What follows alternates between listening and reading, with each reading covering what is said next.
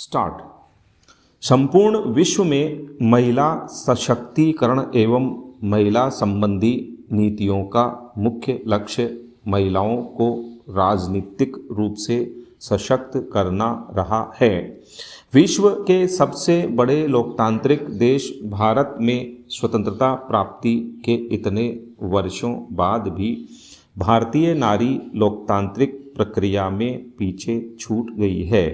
भारतीय संविधान द्वारा स्त्री पुरुष को समान दर्जा दिए जाने के बाद भी देश की महत्वपूर्ण राजनीतिक संस्थाओं में स्त्री की भागीदारी 10% से भी कम है। पैरा। भारतीय समाज में स्त्रियों के प्रति उपेक्षापूर्ण व्यवहार की समाप्ति एवं उनकी राजनीतिक स्थिति को सुदृढ़ करने के लिए 12 सितंबर 1996 को पहली बार महिला आरक्षण विधेयक लोकसभा में प्रस्तुत किया गया था, जो तब से लेकर आज तक राजनीतिक दलों की राजनीति का शिकार है। मार्च 2010 में राज्यसभा में यह विधेयक पारित हो जाने के बाद महिलाओं को 33% आरक्षण देने की नीति पर काफ़ी विवाद हो चुका है। पैरा। महिलाओं को दोयम दर्जे का प्राणी न सिर्फ भारतीय बल्कि पूरे विश्व के पुरुष प्रधान समाजों में माना जाता रहा है। यही कारण है कि आज भी विश्व की समूची संसदीय व्यवस्था में महिलाओं की हिस्सेदारी 20% से भी कम है। इंटर पार्लियामेंट्री यूनियन की रिपोर्ट के अनुसार अप्रैल 2009 तक संसदीय प्रणाली वाले सभी देशों में कुल 44,113 सांसदों में से महिला सांसद केवल 112 थीं। विश्व की 1/4 सांसदों में तो महिला सांसदों की संख्या 10% से भी कम है। अरब देशों में तो स्थिति और भी दयनीय है। संयुक्त राष्ट्र के मानकों के अनुसार संसद में महिला भागीदारी 30% होनी चाहिए, जबकि अमेरिका के दोनों सदनों में महिला सांसदों की कुल संख्या 20% के आसपास ही है। इंग्लैंड में भी महिला सांसदों की संख्या इतनी ही है, जबकि पाकिस्तान में 22%। चीन, रूस, कोरिया, फिलीपींस आदि देशों में महिलाओं को 33% आरक्षण का पहले से ही प्रावधान किया हुआ है, जबकि फ्रांस, जर्मनी, स्वीडन, नॉर्वे आदि देशों की राजनीतिक पार्टियों ने भी महिलाओं को 33% आरक्षण दे रखा है। पैरा। भारत में जहां एक और स्त्रियां आर्थिक रूप से पुरुष के अधीन रही हैं, वहीं दूसरी ओर राजनीतिक जीवन में भी उनकी स्थिति अत्यधिक असंतोषजनक रही है। इस असंतोषजनक स्थिति को समाप्त करने के लिए आवश्यक है कि उनकी राजनीतिक स्थिति को सुदृढ़ किया जाए। राजनीतिक स्थिति से तात्पर्य यही है कि ऐसे अनेक निकायों में जो निर्णयकारी हैं और जिन निकायों में राष्ट्र की सामाजिक आर्थिक नीतियों को निर्धारित किया जाता है, महिलाओं की सक्रिय भागीदारी को सुनिश्चित किया जाना चाहिए। पैरा। बिना आरक्षण महिलाओं की राजनीतिक स्थिति को सुदृढ़ कर पाना अत्यधिक कठिन है, क्योंकि अधिकांश राजनीतिक दल पुरुष प्रधान मानसिकता वाले हैं, जो चुनावों में सामान्यतया महिलाओं को अपना उम्मीदवार नहीं बनाते।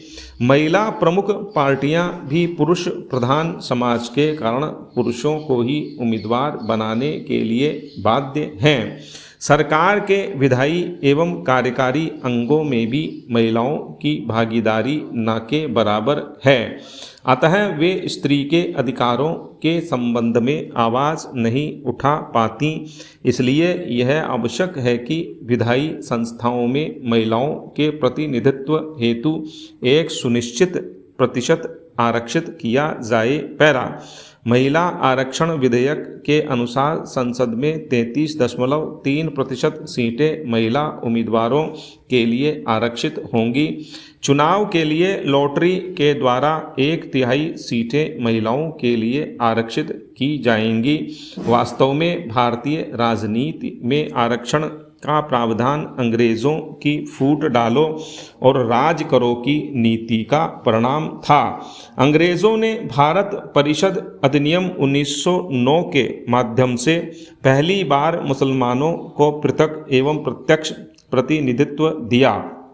स्वतंत्रता प्राप्ति के बाद संविधान के अनुच्छेद 15(4) एवं अनुच्छेद 16(4) के अतिरिक्त अनुच्छेद 330 से लेकर अनुच्छेद 342 तक भारतीय समाज में सामाजिक एवं शैक्षिक दृष्टि से पिछड़े वर्गों के उत्थान के लिए विभिन्न प्रकार के आरक्षणों की व्यवस्था की गई है, किंतु अभी तक गठित किसी भी समिति या आयोग ने महिलाओं के लिए स्वतंत्र रूप से आरक्षण प्रदान करने की कभी भी संस्तुति नहीं की। महिलाओं को आरक्षण देने संबंधी मुद्दा पहली बार राजीव गांधी ने उठाया था।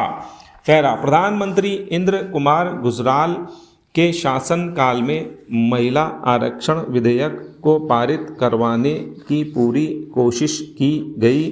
उसके बाद भाजपा के नेतृत्व वाली गठबंधन सरकार ने विधेयक को संसद में प्रस्तुत किया, लेकिन हर बार लोकसभा एवं विधानसभाओं में महिलाओं को 33% आरक्षण देने का मामला विभिन्न राजनीतिक दलों के मध्य तीव्र मतभेद होने के कारण टलता गया। इन दलों की मांग आरक्षण देने की है, जिसका अर्थ है महिलाओं के लिए आरक्षित 33% सीटों में भी 1/3 सीटें अल्पसंख्यक, दलित एवं पिछड़े वर्ग की महिलाओं के लिए आरक्षित करना। वर्ष 2014 में गुजरात सरकार द्वारा राज्य पुलिस बल में महिलाओं को 33% आरक्षण देने की घोषणा की गई है। यह घोषणा करते हुए वहाँ की वर्तमान मुख्यमंत्री श्रीमती आनंदीबेन पटेल ने कहा था, समाज में महिलाओं की स्थिति बेहतर करने के लिए उन्हें सशक्त बनाने की आवश्यकता है। इसलिए हमारी सरकार ने पुलिस भर्ती में महिलाओं को 33% आरक्षण देने का फैसला किया है। केंद्र सरकार द्वारा अन्य राज्यों से भी ऐसी ही पहल करने की सिफारिश की गई है। आशा है भविष्य में इसके अच्छे परिणाम प्राप्त होंगे। महिला आरक्षण के संदर्भ में सबसे महत्वपूर्ण प्रश्न यह है कि उन्हें पर्याप्त आरक्षण क्यों मिलना चाहिए। समाज का सुधारवादी या प्रगतिशील वर्ग मानता है कि आरक्षण के माध्यम से पर्याप्त प्रतिनिधित्व प्राप्त होने से समाज का पर्याप्त विकास संभव है, जबकि समाज के रूढ़िवादी वर्ग का मानना है कि विभिन्न क्षेत्रों में महिलाओं के घर से बाहर निकलने पर उसका बुरा प्रभाव पारिवारिक प्रणाली पर पड़ेगा, जिससे समाज के विकास की नींव कमज़ोर हो जाएगी। उत्तर वैदिक काल में से ही महिलाओं की सामाजिक एवं राजनीतिक परिस्थिति निरंतर निम्न होती गई। मनु जैसे नीति निर्धारक ने तो स्त्रियों के बारे में स्पष्ट रूप से घोषणा कर दी कि पिता रक्षति कौमार्य, भर्ता रक्षति यौवने, रक्षन्ति स्थविरे पुत्राः, न स्त्री स्वातंत्र्ये मर्हति।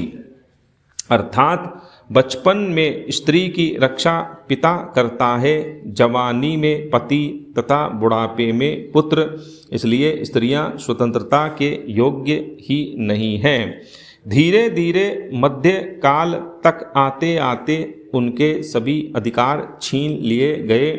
उन्हें पुरुषों के उपयोग की वस्तु मात्र बना दिया गया।